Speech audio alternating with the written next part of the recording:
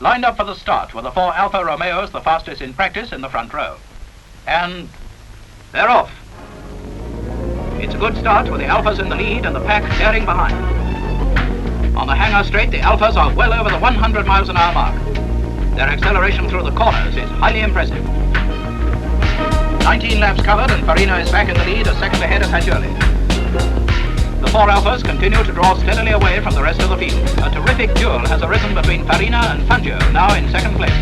And so Farina comes in to receive the checkered flag, the winner at an average speed of 90.95 miles an hour. It's been a great Italian victory with Fagioli second and Parnell third.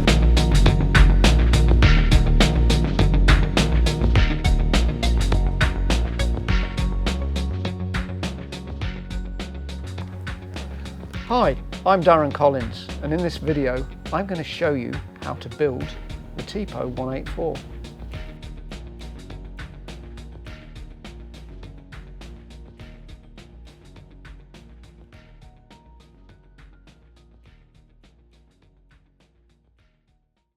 The first part of the Tipo assembly is to install the suspension. So we're going to start off with the Mazda MX5 Miata front subframe assembly. So this is pretty much how it comes straight out of your donor vehicle. We keep the steering rack and the knuckle. We also keep the brake pipes where they join to the car. So this is one complete assembly. The only thing that's different is we've installed the Tipo upper suspension arms, which have a larger hole for the spring to fit through. Now in the kit you'll find a set of bolts, a mounting set of bolts for each subframe. For the front, this consists of 8 bolts. The 2 at the front are smaller than all the rest.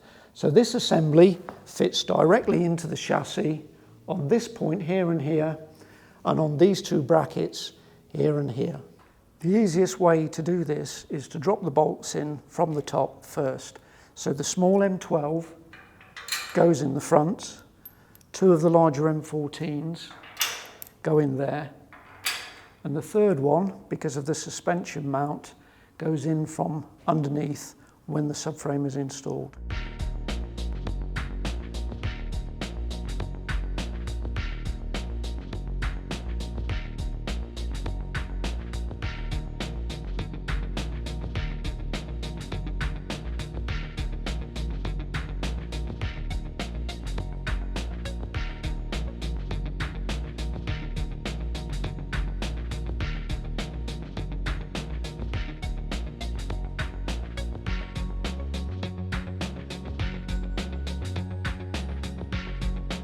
The next job is to install the rear suspension. This is exactly how it comes out of the donor vehicle, the complete subframe assembly from the rear of the Mazda MX5. The only changes that we have are 2 exhaust hanging points. We've cut them off to give us a little bit of extra room, but everything else remains the same. The suspension, the differential, the brake pipes is exactly how it comes out of your donor vehicle. This fits in this space here on the chassis. But to allow us to get this in position, we've got 2 removable chassis tubes. So the first job is to unbolt these.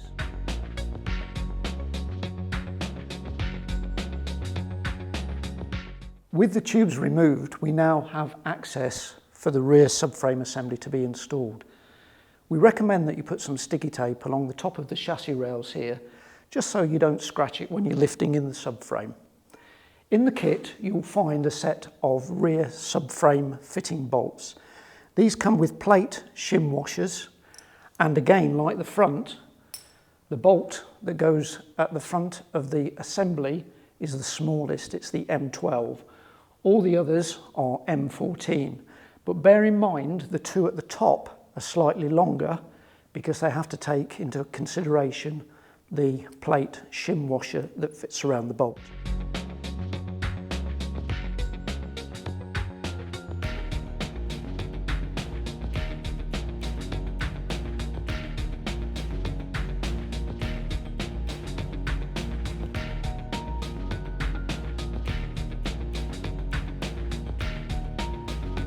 With the 8 bolts in the rear subframe assembly, drop through loosely and the spacers in position, it's easier to put the chassis tubes in now whilst there's a little bit of flexibility.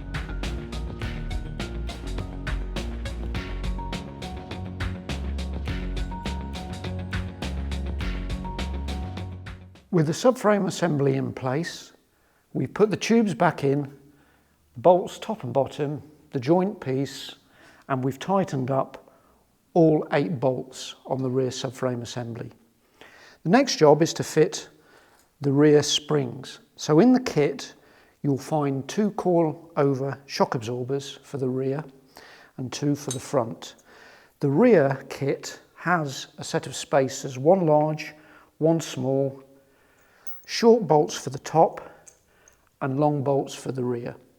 So the first job is to bolt this into place. First thing I'm going to do is put a little bit of copper grease on this new bolt, because it goes into a captive nut, which is an old nut in the existing Mazda suspension arm. So this bolt goes through the bottom of the shock absorber, then the smaller of the 2 bushes goes on there, and the larger bush takes the position of the old Mazda shock absorber. Next, the whole assembly is offered up, and that bolt should now go nicely into the suspension arm. Make sure that this adjustment screw for the shock absorber is easily accessible on the front of the shock absorber facing outwards. Next thing is just to take the weight of the lower arm so that I can lift this shock absorber up and into position in the top mount.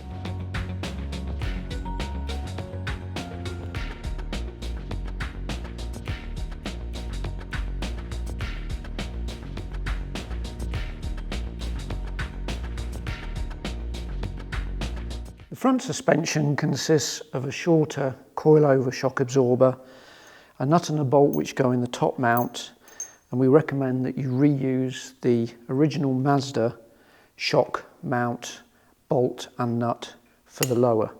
Now, to get this into place, we have to first remove the long bolt in the upper arm so that we can pull this arm away and drop the shock absorber into position.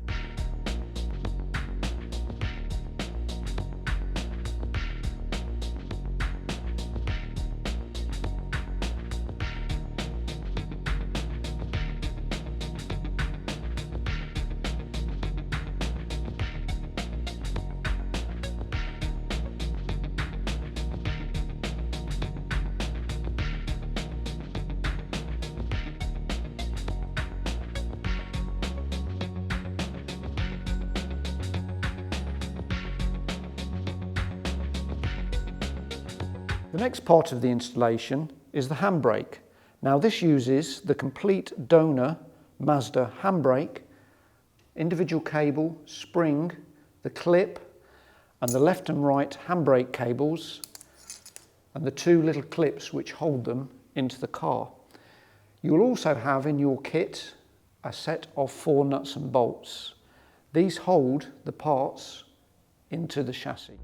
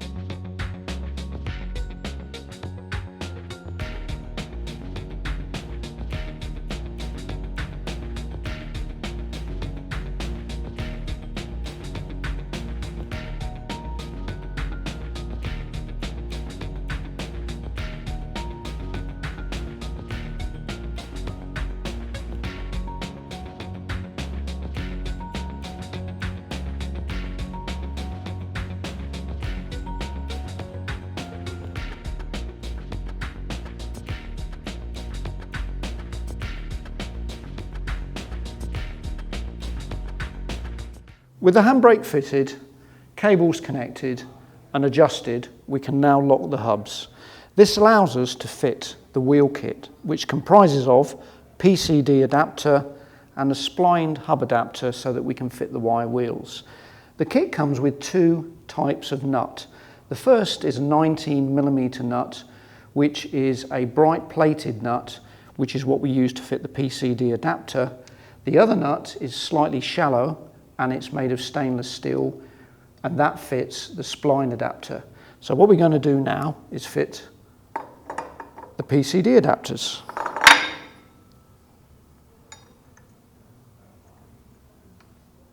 We need to treat the PCD adapter as if it's a wheel, and for safety reasons that means it has to be torqued, and we torque this to the same specification as the Mazda wheel, which is 110 Newton meters.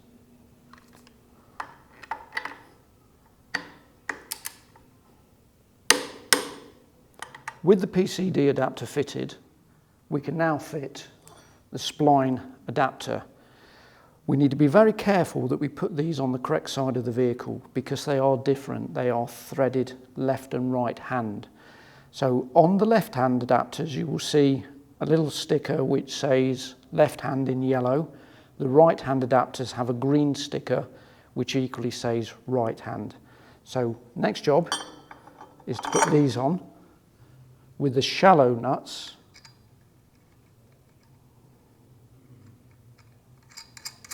And as we did with the PCD adapter, the spline adapter needs to be torqued as well. Exactly the same torque, 110 Newton meters.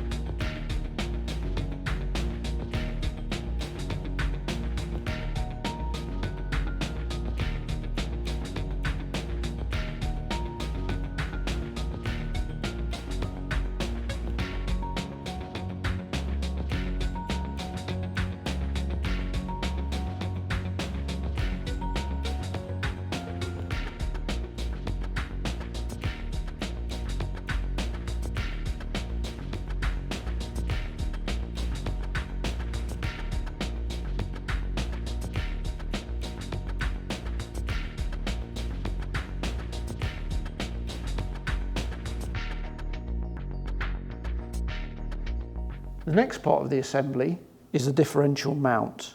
You'll find this as part of the kit.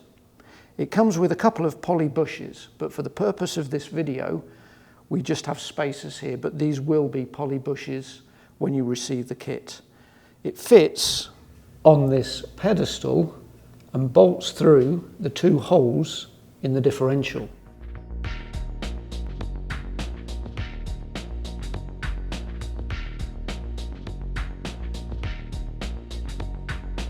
Next, we fit the exchange shortened and balanced prop shaft.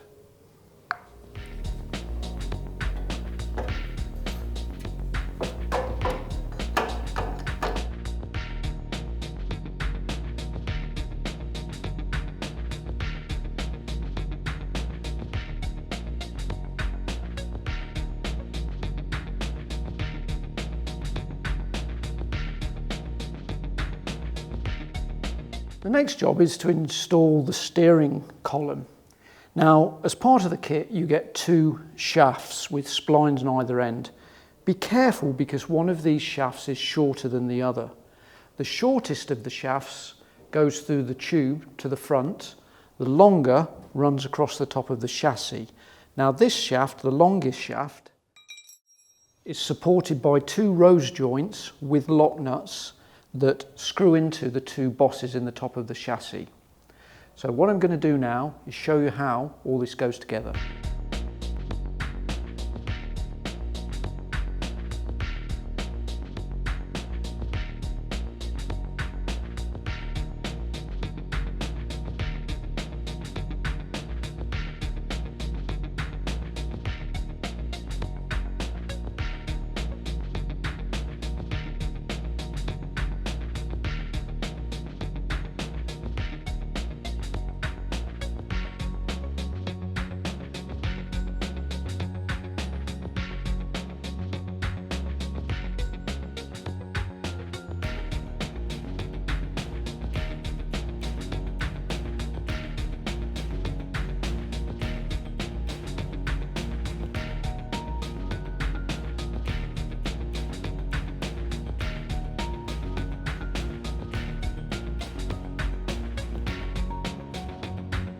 So we're almost ready to put the engine in the car. So the first thing we need to do is to fit the gearbox mounts, which are these bobbin type mounts. They drop into the chassis at this point and bolt on from underneath.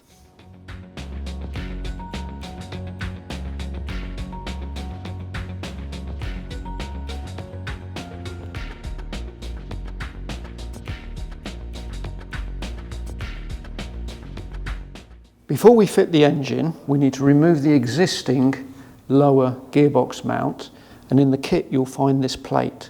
Use the same 2 bolts that go underneath there where the old bracket was attached to secure the new bracket to the gearbox.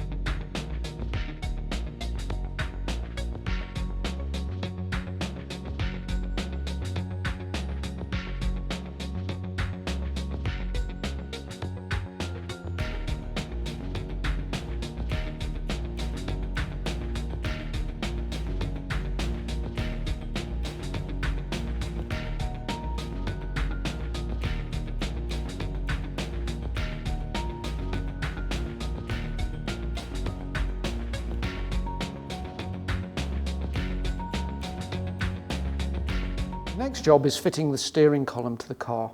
It comes out the donor looking like this. Separate the 2 parts, we'll use this again later. This section we need to do a modification. What we need to do is cut off these 2 arms on the end of the steering column so it looks like this. There is also, in the original column, 1 hole.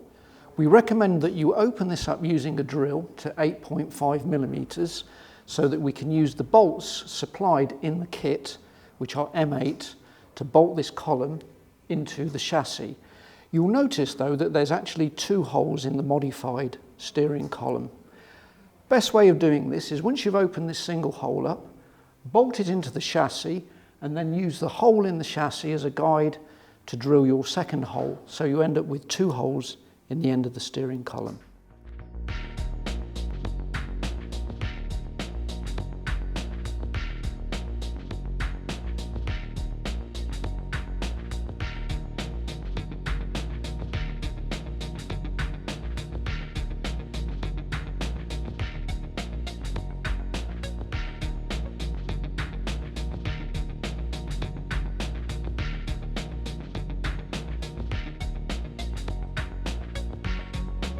With the main steering column fitted to the chassis, we can now install the intermediate shaft. This has been joined to the lower universal joint and now needs to be connected to the main steering column. Bear in mind this original Mazda piece is telescopic, so if you have difficulty getting it to fit in here, you can actually tap the end, reduce the length, connect and then expand it again so it fits neatly and evenly onto the spline to fully locate. Before we join these 2 pieces together, bear in mind that you will need the closing panel set, which consists of the main bulkhead.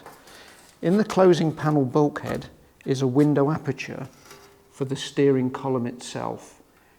You need to have this fitted in place before you join the upper and the lower columns together.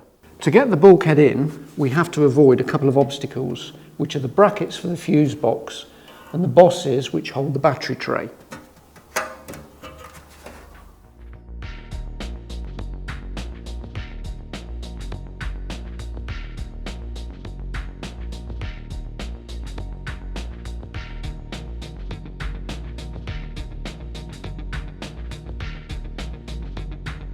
With the bulkhead now in place, we can fit the brake, master cylinder, servo and combined accelerator pedal assembly exactly how it came from the donor. Take the two apart, but because we're actually going through a 5mm steel plate in the chassis rather than a couple of millimeters of the original body shell, you need to adjust the clevis fitting on here so that you get full brake pedal travel. This simply goes on to the chassis like so, and the pedal assembly on the reverse.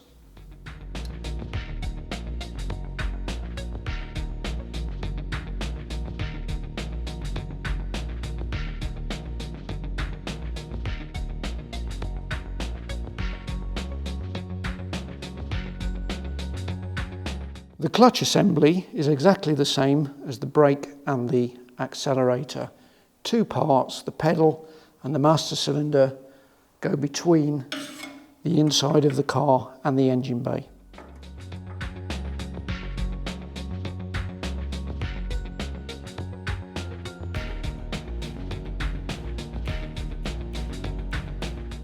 In the starter kit, you will find a gear linkage assembly. This allows you to change gear remotely using the lever here rather than the lever on the top of the existing gearbox. To install it, simply bolt the 3 linear bearings to the corresponding pads on the chassis.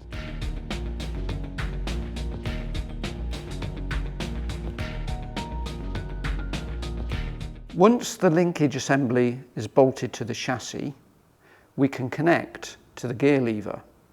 Before we do that though, what we need to do is fit the short shift kit. This is it installed in position, and what it does is it reduces the throw that the lever has to move to change gear, because the movement is magnified through the linkage, and we want to reduce that to get a racing feel. Included in the kit is a small rose joint. This takes the place of the gear knob. Install this with a lock nut, and then you can fit the linkage arm to the top of the existing gear lever using the bolt kit, which comes with a couple of tiny little spacers which go either side of the rose joint.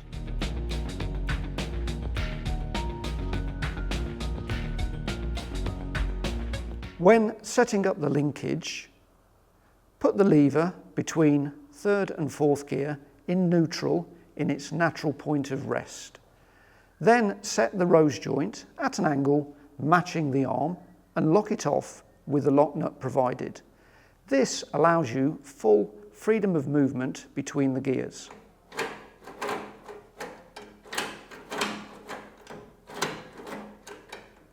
You'll also note that the arm is fitted with a small knob. This acts as an interlock to stop you selecting reverse by mistake whilst racing. To select reverse, move over and use the knob to get it into gear. Under normal circumstances, using the linkage, you won't be able to select reverse until you put pressure on this knob. We can now fit the closing panel set, which comprises of a series of aluminium panels which create and enclose the cockpit of the car. Included in the kit is a set of self-drilling screws. We choose these so that you can take the panels off should you need to carry out any repairs or maintenance in the future. First to go on is the floor panel from the underside. Once this is in place, it allows us to bolt up the two handbrake cables on either side.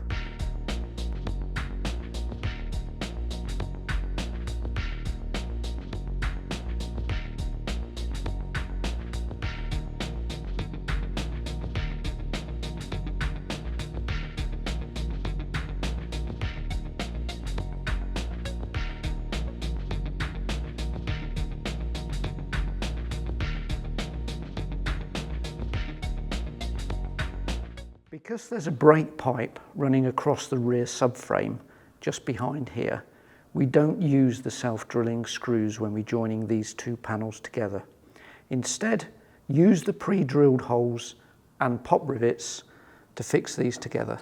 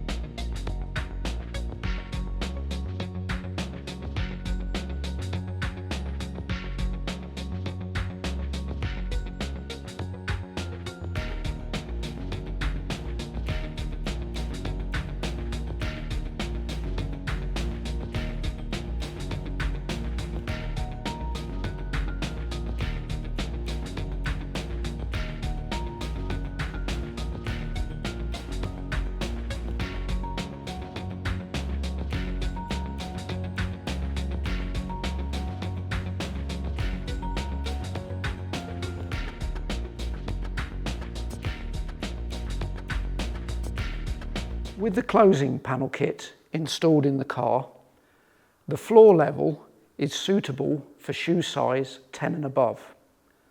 If you have a shoe size less than UK 10, you can get the optional floor raising kit.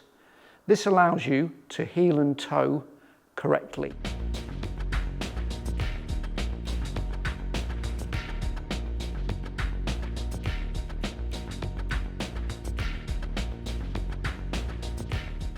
With the closing panel kit fitted, we can now concentrate on the brake pipes. In the kit you'll find a coil of copper, a set of P-clips and some brake pipe unions. Now these are specific to Mazda where the thread goes all the way to the very end. The union goes on the pipe, hexagon first, so the thread is closest to the end of the pipe. And then you're going to need a brake pipe flaring kit. So this takes various sizes of pipe. The pipe we're using is 3/16. So clamp the pipe into the tool with approximately 6 millimeters or 1/4 of an inch of pipe protruding, and then lock off the wing nuts like so. The type of flare that we're putting on here is going to be a double flare or a double nipple on the end. So you need the little special tool which goes in the end. Pop that in, then use the clamp over the top.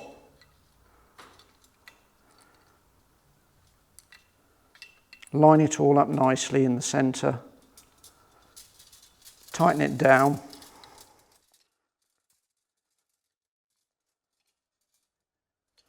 Then release. Remove the little fitting. And there you have the double nipple on the end of the pipe. So the union is now retained and the actual seal is made when this is compressed. So what you're looking for when you've used the flaring tool is a consistent flare on the end of the pipe that's even all the way around. It's not lopsided, it's not leaning over, and it's a nice conical end to the pipe. The easiest way to install your brake pipe when you don't know exactly what the length is going to be because there's nothing to copy is to start at one end and thread it into a fitting. Keep the roll as a hole, and then you can gently manipulate the pipe to follow your chosen route. So once you've run your coil of pipe right to the other end for the connection, you can then cut it and make the flare on the opposite end, remembering to put the union on first. Once you've got a good flare on there, you can make the final connection.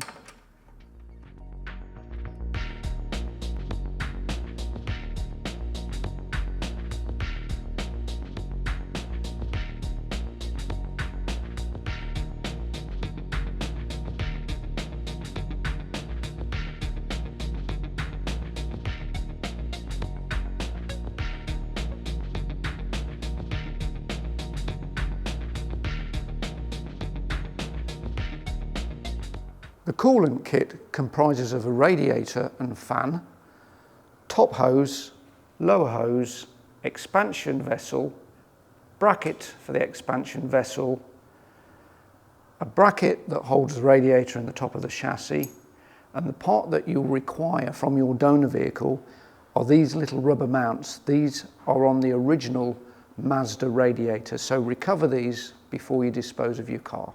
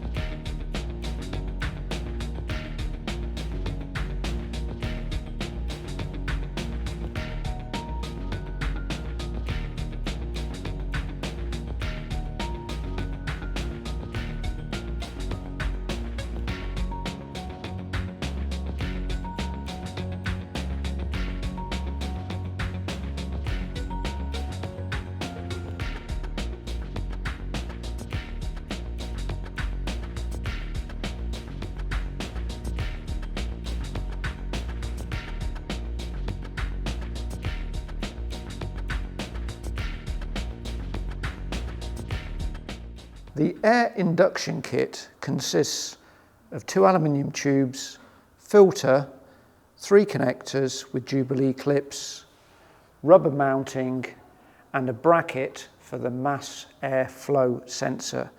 You'll need to recover this from your donor vehicle along with your temperature sensor.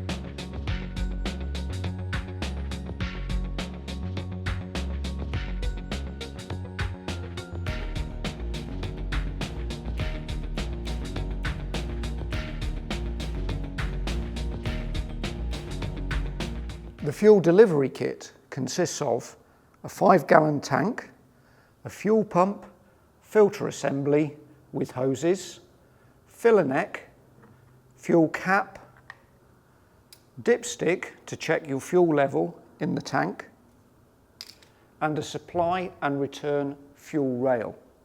The first thing we need to do to install this kit is remove the fuel tank clamps from the rear of the chassis.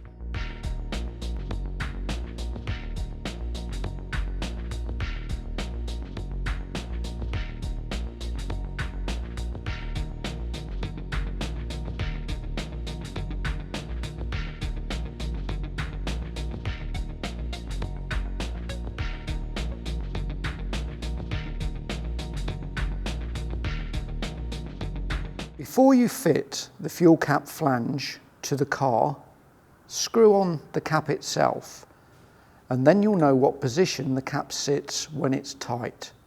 Mark the flange so that when you fit the flange and screw the cap on afterwards, the cap is sitting vertically and square.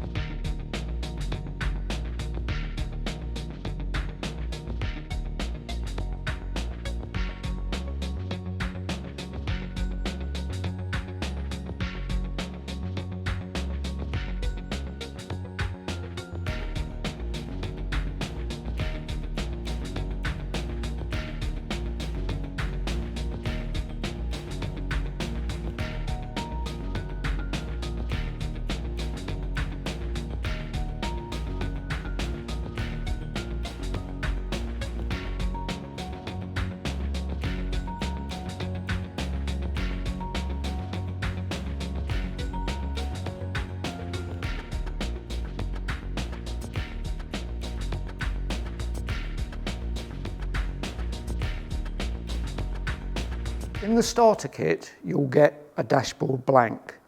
The switch kit contains everything you'll need to build up your dashboard, except the gauges which you'll get from your donor vehicle. On the reverse of the dash, you will see the gauge glass which comes as part of the kit. This replaces the original angled glass which is on your donor gauge cluster. What you need to do is remove that from the MX5 cluster. The black surround needs cutting square, and then everything bolts together. Further instructions and all the parts you need to do this will be included in the dash switch kit.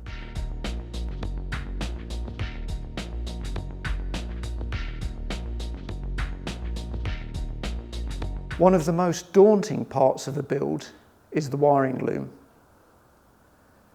Be sure to do this slowly and methodically when you recover it from your donor vehicle. Start at one end of the car and work your way through. Label every plug as it comes off so you know where it went. So once you've got this all out of the car, labelled and laid out, it isn't as daunting as it seems. So what I'm going to do is, through a series of videos, we'll show you the route that we install these cables and this loom into the chassis. To install the wiring loom, I'm going to break it down into simple sections, starting with a small part that serves the starter motor, the alternator, and the fuse box, which is located on the donor engine bay. If we put this in first, then all the other pieces will follow naturally afterwards. The fuse box, which goes in the donor engine bay, locates on a couple of brackets pre-made on the chassis. The multi-plug on the bottom of this leads over to the starter motor and the alternator, and then it follows across the top of the gearbox and goes through a grommet on the far side, and they're the connections that connect onto your gearbox within the cabin of the car. On the cabin side of this small grommet, the cables pass through and join onto the sensors of the gearbox. And also, while we're in here, you can see the large grommet, which is on the left-hand side footwell of the donor vehicle. From the engine side of the large grommet, the loom carries on and connects to various plugs around the engine. You can't go wrong with connecting these up, as the plugs are all different shapes and they will only fit in one position. Where the cable comes through the large bulkhead grommet, you'll see a blue plug down there, a large blue plug.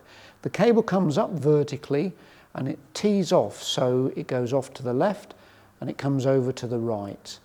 On this side of the car, it feeds the fuse board, which is normally tucked away on the right-hand side footwell under the dashboard, the ECU and the immobiliser unit, which is just out of sight beneath the ECU. It then continues downwards and feeds the lighting for the front right-hand side of the car. On the opposite side of the car, it comes out of the chassis and runs forward and backwards to feed the lights on that side too. On the rear of the dashboard, the wiring loom connects to the instrument cluster exactly as it did in your donor vehicle. The only modifications that we have to do here is to change the switches to something more period. So use your wiring diagram in your manual to identify the wires and remove them from the multi-plug, which is in the back of your dashboard, and put them individually to the new switches. Further instructions will be provided in the switch kit. On the front face of the dashboard, we have a battery isolation switch, your ignition live switch, your push start, side lights, dipped, main and indicators with a spare auxiliary switch. On the left-hand side of the car, the wiring loom exits the cabin and travels forward for the lights and the radiator fan at the front of the vehicle, and travels rearward to feed the rear lights and the fuel pump. It also feeds the lights on both sides of the car. The reason we run it on the left-hand side is to keep it distanced from the fuel pipes, which are on the right-hand rear half of the vehicle.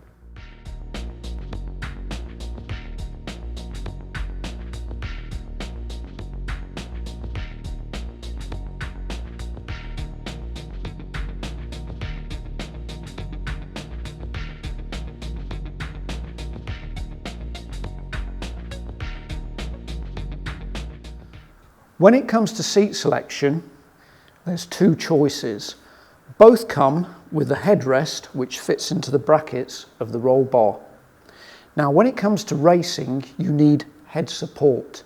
So if you're below 5 feet 10 and you slide the seat forward in the vehicle, you're going to need the tall seat because you aren't going to be able to reach this headrest. If you're above 5 feet 10 and you slide the seat back, then you can use the small headrest. So that will dictate the type of seat that you choose.